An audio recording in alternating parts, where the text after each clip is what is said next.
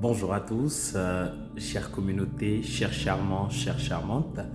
Heureux de vous retrouver pour notre 7e épisode de notre aventure qui ne fait que commencer parce que nous sommes au premier mois de notre échange sur les 10 thèmes du mois de novembre.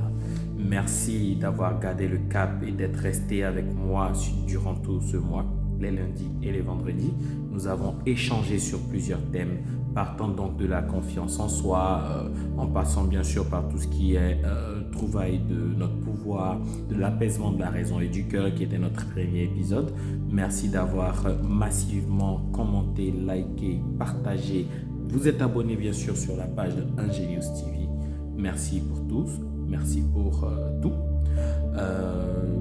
Or Cambiré, Olivier Roland Cambiré, fondateur de Orsem Group, vous en entendrez parler bien sûr très prochainement. Très heureux d'être parmi vous.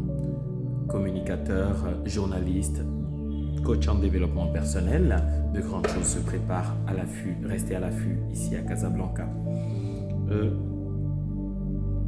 Pour rentrer bien sûr dans notre épisode d'aujourd'hui, il faut reconnaître que très souvent nous faisons des choix de vie qui très souvent, lorsqu'on fait les choix, on n'est pas conscient de la teneur de notre choix. On n'est pas conscient bien sûr de tout ce que cela englobe, de tout ce que cela regroupe. Très souvent sur des coups de tête, très souvent sur des déceptions, très souvent sur des conseils d'autres personnes. Il s'avère que je peux vivre une situation et compte tenu de comment est-ce que les autres voient cette situation autour de moi, je décide de faire un choix, soit pour me consolider là-dedans, soit pour m'en débarrasser. Bien entendu, très souvent, on n'a pas de retour positif de nos décisions, ce qui fait qu'on peut tomber dans du laisser-aller. Voilà, en disant j'ai échoué, je n'ai pas la force de me relever, ou bien même pendant la prise de décision, on est dans du laisser-aller. On se dit voilà, on tente, voilà, si ça marche, ça marche, si ça marche pas, ça ne marche pas.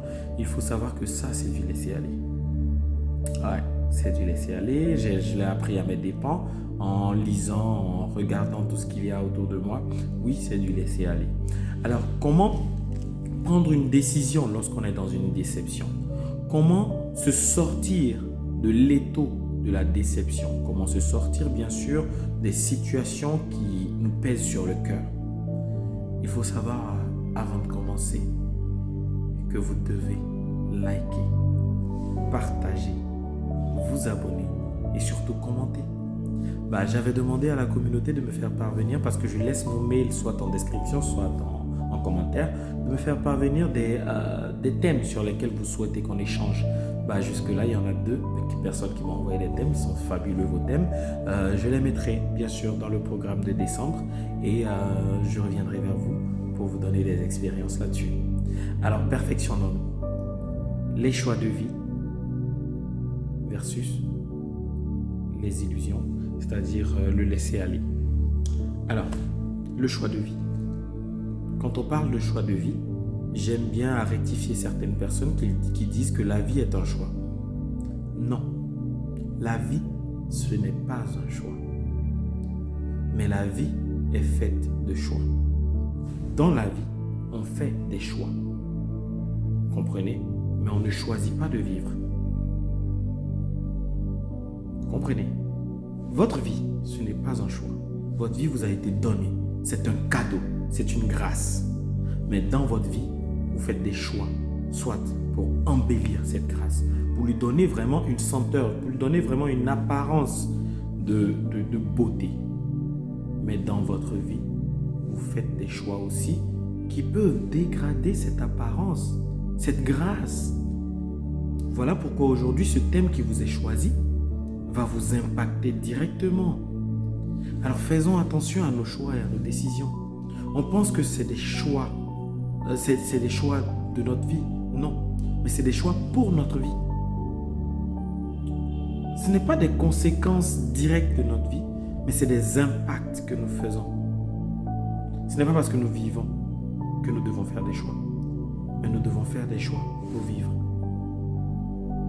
Vous comprenez? Alors si dans une situation où vous êtes actuellement et que vous vous demandez ce que vous devez faire, c'est tout simple. Pensez au fait que vous ne faites pas de votre vie une décision. Mais vous prenez vos décisions pour votre vie. Qu'est-ce que vous aimez? Qui est-ce que vous aimez? Comment est-ce que vous aimez? C'est des questions qui doivent revenir au jour le jour. Alors, le choix, c'est une décision d'appartenance. C'est une décision, c'est une prise de parti. Voilà. Le choix, c'est décider d'appartenir à une partie ou à une autre, selon ma décision personnelle, ma définition personnelle. Alors, choix de vie, c'est décider d'appartenir à un camp de la vie ou à un autre. Le laisser aller, comme le mot l'indique, laisser aller, faire comme ça vient, faire avec ce qu'on a, sans plus, sans se casser la tête. C'est ça le laisser aller. Alors, vous comprenez la corrélation entre ces deux termes, entre faire des choix dans sa vie ou opter pour le laisser aller. C'est aussi un choix, il faut le savoir. Mais il faut savoir que le laisser aller, pourquoi est-ce que je l'ai distingué? C'est parce qu'il nous met dans l'embarras, il nous met dans la position de choix de vie qui dégrade cette grâce. Le laisser aller, il peut venir de plusieurs choses. Le laisser aller, il peut venir carrément du gémophotisme. Personne n'a le droit de vivre ma vie à ma place, je fais mes choix comme je veux. Alors je décide de faire telle chose dont je suis conscient qu'elles ne sont pas bonnes. Ça peut être aussi dû à une déception. Telle personne m'a fait telle chose, je ne supporte pas, je ne peux plus retourner. Alors je vis ma vie, je ne l'attends pas. Je vis comme je veux. Si demain je me fracasse quelque part ou si j'ai un problème, je vais forcément trouver d'autres personnes pour m'aider. Oui, ce sont des choix de vie. Ce sont des choix aussi dans vos vies. Ça peut émaner des conseils d'autres personnes. Oui, tu es dans une situation, ça ne t'arrange pas, sors de là. Et pourtant, vous êtes conscient au fond de vous-même que cette situation, vous pouvez la résoudre et qu'elle va bien sûr aller vous faire partir de l'avant. Mais vous décidez de suivre, comme dans un laisser-aller, où vous n'avez aucune opinion, de suivre ce qu'on vous dit. De toutes les façons, il faut savoir, il y a une bonne nouvelle dans cette situation. La bonne nouvelle, c'est que c'est vous qui êtes maître de vos choix.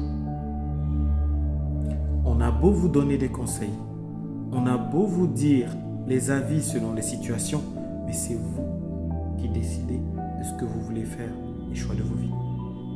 Alors, Jack Ma disait une bonne fois dans une de ses conférences que le problème qui fait qu'on peut reconnaître très facilement une personne qui ne va pas réussir, c'est dans sa capacité à reconnaître ses responsabilités face à une situation. Qu'est-ce que ça veut dire? Ça veut dire que lorsque vous êtes en face d'une situation, combien de fois est-ce que vous accusez les autres par rapport à vous-même, par rapport à ce que vous avez été dans l'impact, c'est-à-dire l'impact négatif de votre échec? C'est ça la chose. Et lorsque vous vous en rendez compte, lorsque vous vous remettez en cause, comment est-ce que vous essayez de pallier à ça? C'est ça la chose. Il faut savoir que dans toute relation qui s'effrite, dans toute entreprise qui tombe, dans tout échec, il y a une responsabilité à partager. C'est très important. Ne vous dites pas si une personne a été mauvaise ou méchante avec vous, que cela vient forcément de la personne. Ça peut venir d'une chose que vous lui avez faite et qu'elle vous rend. Il est dit chez nous en Afrique très souvent que le sorcier ne peut pas atteindre à ta vie si tu ne lui as pas fait quelque chose. Alors ce quelque chose peut venir d'un membre de ta famille, en tout cas d'un proche. Alors faisons très attention à embellir ce qu'il y a autour de nous. Voilà les choix de vie. C'est très important. En tout cas, n'essayons pas de, je vais te dire tout de suite, d'entremêler les choses. Là, ça vous concerne vous. Ça ne concerne pas tout ce qui vous entoure. Ça ne concerne pas tout ce qui vous entoure. Mais ça vous concerne vous. Ça vous concerne votre vie. Ça vous concerne vos choix pour avancer. Ça vous concerne selon vos objectifs. de vie. Alors, prenons la peine, lorsque nous faisons nos choix, de revenir à ma première vidéo, l'apaisement de la raison et du cœur. Prenons la peine lorsqu'on est en face d'une situation et que dans cette situation, il y a des termes qui ont été abordés. C'est-à-dire, vous êtes dans une situation très difficile avec un proche, un ami, un copain, un parent, un frère. Et la situation est houleuse au point où vous en arrivez même jusqu'à vous bagarrer. On va aller jusqu'au bout. Et il s'avère qu'on essaie de vous réconcilier. Rien n'est fini. Alors vous, de votre position, ne prenez pas vos bons. Ne montez pas sur vos grands chevaux et ne prenez pas de décision hâtive au point de dire je ne vais plus parler à mon frère, je ne vais plus jamais revenir avec cette personne, je ne vais plus jamais l'aimer. C'est difficile de prendre. C'est vrai que vous allez me dire c'est difficile parce que chacun a son tempérament. Mais il faut savoir aussi que en dépit de votre tempérament, vous avez aussi la force de mettre bas la terre. Parce que si votre tempérament, si votre nature, c'est de ne pas laisser les gens qui vous déçoivent revenir dans votre vie ou bien les bouder et les chasser, sachez que vous n'aurez jamais eu des personnes que vous aurez aimées. Parce qu'il y a un artiste qui chantait une fois et je me suis posé la question aussi à des amis qui disaient qu'un homme sans amour, il n'y a pas de différence entre un homme sans amour et le diable. Il faut savoir que il y a être déçu et haïr et être déçu mais espérer. Ce n'est pas parce que vous vous énervez contre une personne ou que vous êtes déçu de cette personne que cela veut dire que vous ne voulez plus jamais la voir, que vous ne voulez plus reprendre quelque chose avec cette personne, que vous ne voulez plus jamais que cette personne ait un bonheur. Mais c'est lorsque vous êtes déçu et que vous émettez des paroles et des ondes négatives envers cette personne que vous devenez un diable. Pensez-y parce que on a beaucoup mis des personnes dans des tombeaux et c'est grave. Déterrez ces personnes, réconciliez-vous. Dites-leur que vous les haïssez, mais vous voulez que ça vous quitte sur le cœur. Vous comprendrez que vous aurez bien sûr un bagage qui vous sera quitté sur la poitrine. Vous comprendrez que vous aurez descendu un lourd fardeau sur votre tête.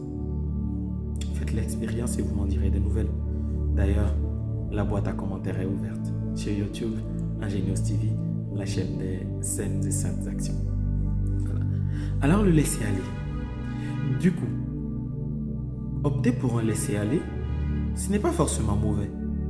Parce que ça crée un anti-choc. Le laisser-aller vous permet de sortir d'une situation très rapidement. En moins de 2 mois, en moins de 3 mois, vous pourrez prendre une décision, passer à autre chose. Je m'efforce d'oublier, je crée les conditions pour oublier, quitte à me jeter dans un nouveau challenge, j'y vais, j'oublie. Mais le problème qu'il y a, c'est que vous n'êtes pas différent ou différente des autres personnes sur Terre. Vous avez les 2 facultés cognitives, à savoir la conscience et l'inconscient. Vous remarquerez que j'en parle beaucoup dans nos vidéos parce que c'est les 2 facultés qui nous permettent bien sûr d'être hommes. Sans ces facultés, on serait de beaux diables. Vous comprendrez pourquoi je le dis, parce qu'on aurait des carrures de bel homme et de belles femmes, mais un intérieur tout pourri. Qui plus est pourrait se réjaillir même sur notre extérieur. Alors, il faut savoir que une fois que vous essayez de refouler des sentiments, vous y arriverez quand même à les refouler. Mais quand vous les refoulez, où est-ce que ces sentiments partent? Ils sortent de vous? Où est-ce que ces souvenirs partent? Ils sont jetés à la poubelle? Non. Non, rassurez-vous, ils ne sont pas jetés à la poubelle. Rassurez-vous, ils ne sortent pas de vous. Ils sont dans votre 2e faculté cognitive qui s'appelle l'inconscient. Du coup, vous commencez à créer une carapace où toute chose pour vous devrait être rationnelle. Vous devenez une personne très cartésienne qui vous dit « Ah ouais, si ça, ce n'est pas comme ça, alors ça ne doit pas exister. Si ça, ça ne marche pas comme ça, il ne peut pas avoir d'exception. » Alors, à ce niveau-là, vous êtes très difficile à convaincre. À ce niveau-là, il va falloir casser en vous une certaine barrière. À ce niveau-là, vous devenez une personne qui ne se trompe plus. Parce que vous voudriez que tout le monde marche selon vous. Vous parlerez toujours de vos humeurs. Vous parlerez toujours du fait que vous avez toujours été déçu. Vous parlerez toujours du fait que c'est vous qui avez subi. Mais vous ne direz jamais, moi, je reconnais que j'ai fait telle chose et pour cela, telle chose est arrivée. Par conséquent, je descends. L'autre personne descend et on essaie de résoudre. Pour revenir à ce point, c'est très difficile lorsque vous êtes déjà monté sur vos grands chevaux. Alors je vous conseille un petit exercice à la maison. Mettez-vous devant un miroir. Dévêtissez-vous, mettez-vous devant un miroir. Regardez-vous en tant que personne, de haut en bas. Demandez-vous, ai-je déjà aimé? Ai-je déjà participé au bonheur d'une personne? Ai-je déjà eu dans ma vie une personne qui tient à moi, qui veut me garder? Si oui, comment est-ce que j'ai fait pour ne pas que cette personne me quitte? Qu'est-ce que j'ai fait pour ne pas qu'elle parte? Si vous répondez à ces 3 questions, alors sachez qu'il y a une dernière chose à faire. Si vous êtes en difficulté avec cette personne, appelez-la, discutez avec elle, demandez-lui comment est-ce qu'elle en est arrivée. Lorsque vous comprendrez comment est-ce qu'elle en est arrivée jusque-là, dites-lui merci. Tu as été super dans ma vie, mais moi, ça va pour moi. Vous verrez que vous serez dégagé. Mais si le contraire arrive, vous pourriez être chargé de honte. Vous pourriez être chargé de ressentiment. Ne vous jetez pas tout de suite sur la proie en disant je vais résoudre. Non. Continuez ce que vous faites. Restez-y. Mais pensez plutôt à analyser comment est-ce que vous pourriez résoudre cela. Il peut s'avérer que vous êtes déjà lancé dans d'autres choses. C'est pas grave. Mais l'important c'est de résoudre une relation antérieure qui a été brisée et selon laquelle vous n'avez pas essayé de comprendre le pourquoi. À votre niveau, je veux dire. Le laisser aller, c'est ça. C'est toutes les fois où à votre niveau, vous n'avez pas su trouver votre part de responsabilité. C'est pour toutes les fois où vous avez dit, oh, voilà, il a pris la décision et voilà, moi je m'y tiens, ça passe, c'est mort, moi je suis passé à autre chose. C'est toutes les fois où vous n'avez pas su dire, ça peut être possible. Ça peut être possible de faire comme il dit. Ça peut être possible de regarder mon ami tel qu'il est. Ça peut être possible de voir que c'est difficile chez lui.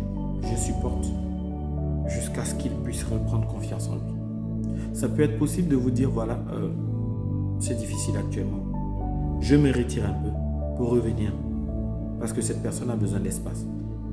Ça peut être possible en vous disant, voilà, je me retire parce que cette personne-là, elle a besoin de trouver la chose qu'elle cherche elle-même.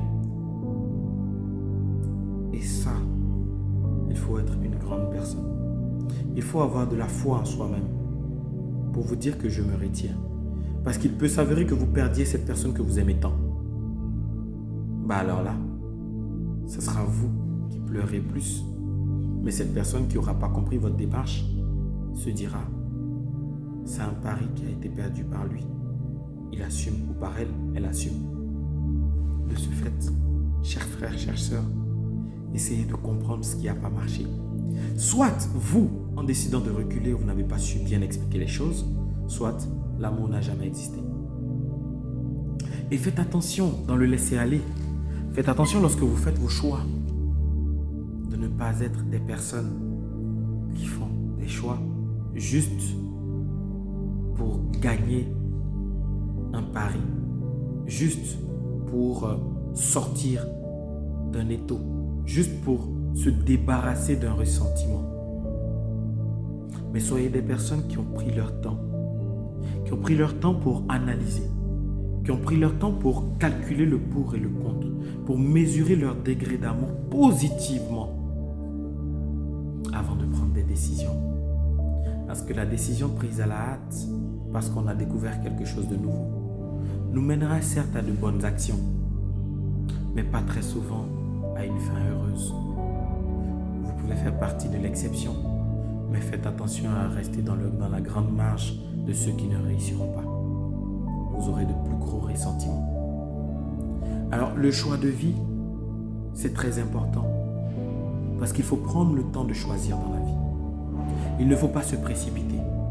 Ce n'est pas parce que vous avez été en chômage technique dans votre travail et que depuis un mois, on ne vous rappelle pas que vous allez vous décider à aller ailleurs. Non, prenez le temps. On vous a dit qu'on va vous rappeler. Prenez le temps de patienter. Surtout si on vous donne une date. Patientez. Parce que vous êtes dans une relation, il y a eu une trêve, on vous a demandé de patienter. Non, vous ne pouvez pas. Non, ce n'est pas cela. Si vous aimez, mais vraiment, patientez. C'est possible.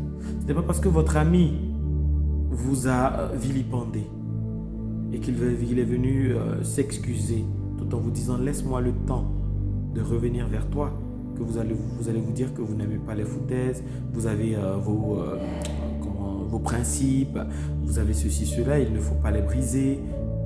Non, ne soyez pas des personnes dures, soyez des personnes flexibles.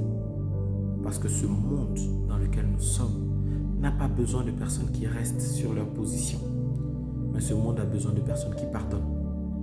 Parce que mettez-vous juste à la place d'une autre personne en qui, ou bien envers qui vous avez été maladroite et que cette personne vous fait pareil. Vous vous direz, ouais, je mérite ce que j'ai vécu. Alors, on mériterait tous l'enfer. Parce que ce qu'on aurait fait à Dieu, il n'aurait pas le droit de nous pardonner. Pensez-y. Si vous vous mettez à la place de Dieu, vu que nous sommes faits à son image, pensez un peu comment est-ce qu'il aurait réagi face à notre action. Et vous comprendrez. Alors aujourd'hui, j'ai essayé d'être un peu plus lyrique, d'être un peu plus sentimental, parce que très souvent, on ne s'arrête pas sur nos sentiments en les poussant à long terme. On s'arrête tout de suite sur le fait que je peux quitter d'ici pour aller là sans souci et oublier le passé. On ne cesse jamais nous-mêmes de dire qu'on se base sur le passé, surtout sur un meilleur passé pour construire un avenir avec un présent sur lequel on est en train de marcher.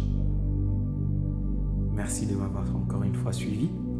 J'espère que mes paroles, mes conseils ont été bénéfiques pour toi.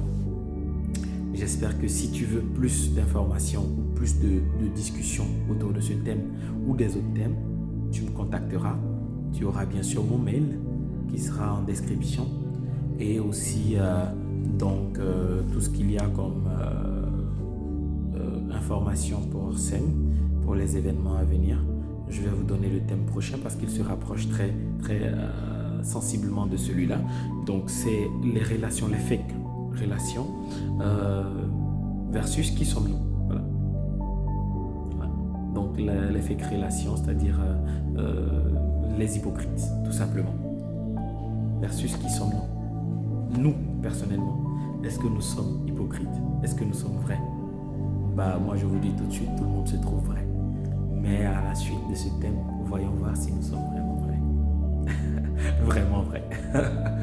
Voilà, merci de m'avoir suivi à vendredi pour notre prochain thème, le 8e. On s'achemine allègrement vers la fin du mois de novembre, que je vous souhaite vraiment fructueux. Très prochainement, lundi prochain certainement, vous seront proposés via Instagram et aussi Facebook, YouTube ou encore WhatsApp. Tous les thèmes du mois de décembre, donc restez branchés, vous en aurez la totale et ça vous permettra en même temps avec moi de les préparer pour pouvoir poser des questions et tout cela. Voilà. Entre-temps, portez-vous bien, charmez le monde, soyez charmants et charmantes et n'oubliez surtout pas, si vous avez besoin de conseils, si vous avez besoin d'accompagnement, développement personnel, de team building, nous sommes disponibles. Merci. Ciao.